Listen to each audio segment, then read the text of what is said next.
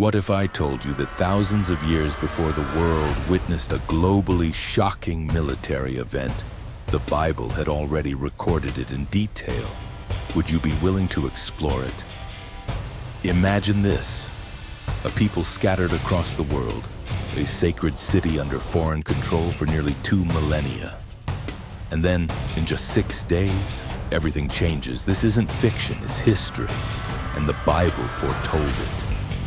In today's video, I'll take you to the place where faith and history intersect, where the Word of God is confirmed not only by belief but by undeniable events. Today we will explore a series of prophecies in Luke chapter 21 verse 24, Isaiah chapter 11 verse 11 to 12, Zechariah chapter 12 verse 2 to 3, and Romans chapter 11. Words that are not only symbolic but grounded in real history. For why is this topic so important? Because it's more than theology or historical curiosity. It's proof that God, the living and present one, is still at work in our world today. While many question the credibility of the Bible, fulfilled prophecies are the clearest evidence of a sovereign God who rules history. Furthermore, this topic helps us understand the connection between the Old and New Covenants, between physical blessings and spiritual ones.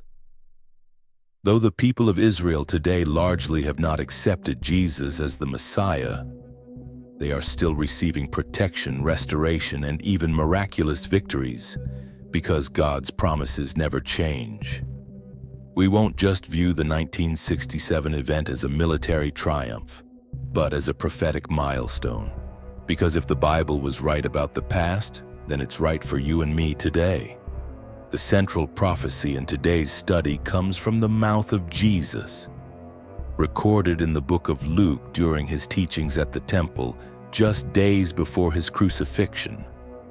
He told his disciples that the holy city would be destroyed, the people taken captive, and Jerusalem would be trampled by the Gentiles. That prophecy was tragically fulfilled in 70 AD when Roman General Titus led his army to besiege and destroy Jerusalem, killing hundreds of thousands of Jews and demolishing the temple. This marked the beginning of nearly 2,000 years of global exile for the Jewish people.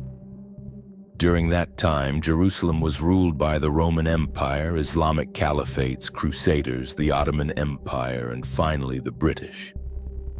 The city became a hotspot for religious, political, and international conflict. Jews were forbidden to reside or form a nation there. However, after World War II, a miracle occurred. In 1948, Israel was declared an independent nation, but Jerusalem remained divided.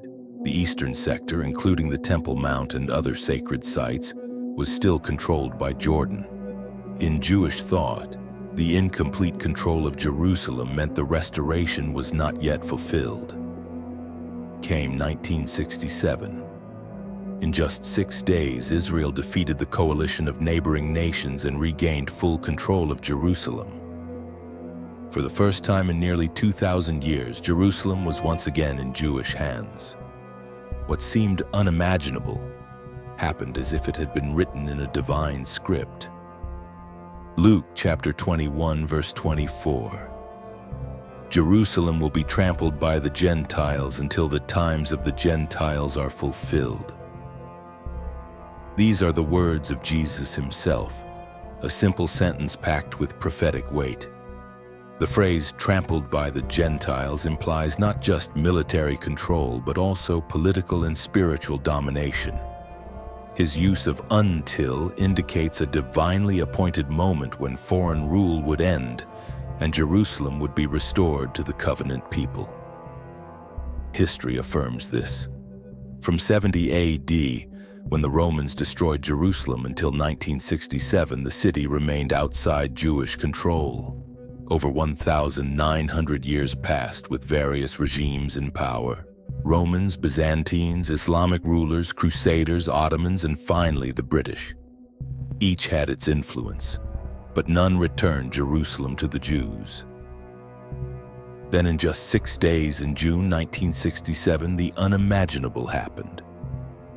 Israel, a young nation surrounded by hostile enemies, didn't just survive, it reclaimed all of Jerusalem. Not by superior weaponry, but through strange preparedness, unexpected strategies, and a series of events that seemed orchestrated. The holy city returned to its ancient people, just as Jesus foretold. In Isaiah chapter 11, verse 11 to 12. In that day, the Lord will reach out his hand a second time to reclaim the surviving remnant of his people. He will raise a banner for the nations and gather the exiles of Israel. The prophet Isaiah wrote this centuries before the first exile to Babylon. The phrase "a second time" indicates a greater restoration, not just from one nation but from across the globe. Notably, Isaiah mentions a banner lifted among the nations, hinting at a global event recognized on the world stage. 18 After World War II, Jews began returning from Europe, North Africa, Russia, the Middle East, and elsewhere.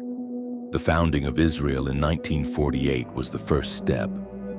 But the capture of Jerusalem in 1967 marked the full restoration of the religious and political heart of the nation. It wasn't just repatriation. It was identity revival. Zechariah chapter 12, verse 2 to 3. Behold, I will make Jerusalem a cup of staggering for all the surrounding peoples, a heavy stone for all nations.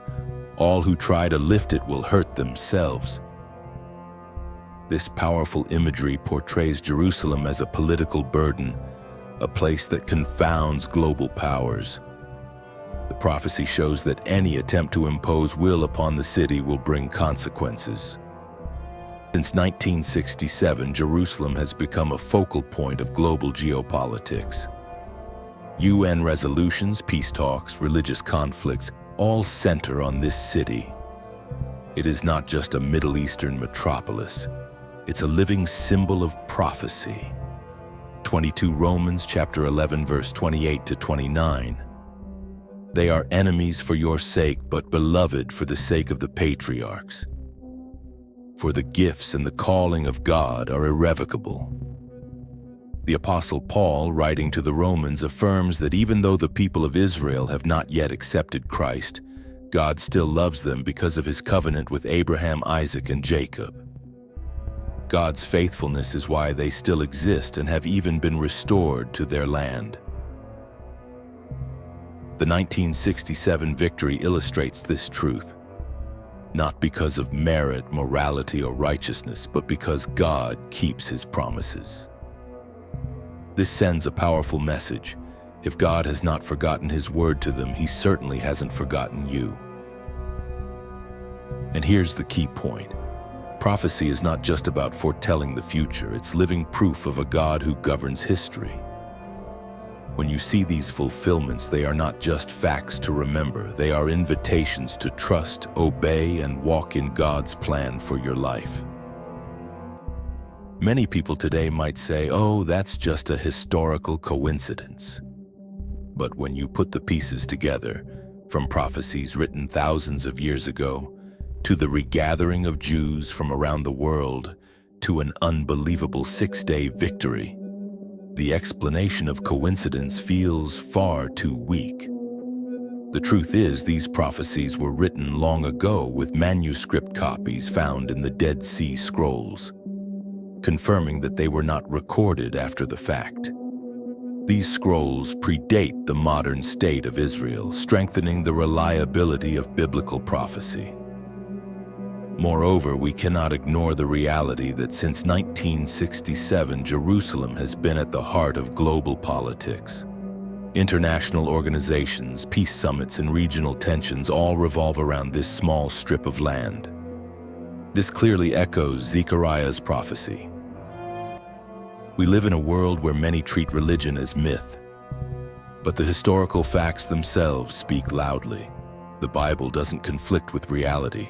It explains it in a way that no other worldview can. So what about you and me? What does this mean for our lives today? A lot. If God can preserve a people for nearly 2,000 years, through exile, persecution, and wars, then you can be certain that He sees you and cares for your life too. He keeps His promises, He doesn't forget. If He is faithful to an ancient covenant, then you, who are living under the new covenant through Jesus Christ, have even more assurance. So the real question is not just whether you believe prophecy has been fulfilled, but whether you are living according to the plan that God has for you. The 1967 event isn't just history, it's a call. God is at work. Are you responding to Him? In conclusion, the Bible's prophecies about Jerusalem are not just ancient text. They are living signs in the stream of history. God foretold the destruction and restoration of Jerusalem, and it came to pass with precision.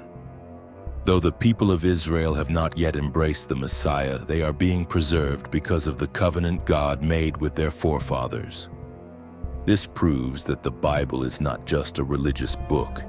It is prophetic, alive, and a guiding light for today's world. If this content helped you see the Bible in a new light, please hit like, subscribe, and share this video so more people can discover these amazing truths. And don't forget to comment below, which prophecy amazes you the most and what convinces you that the Bible is still relevant today?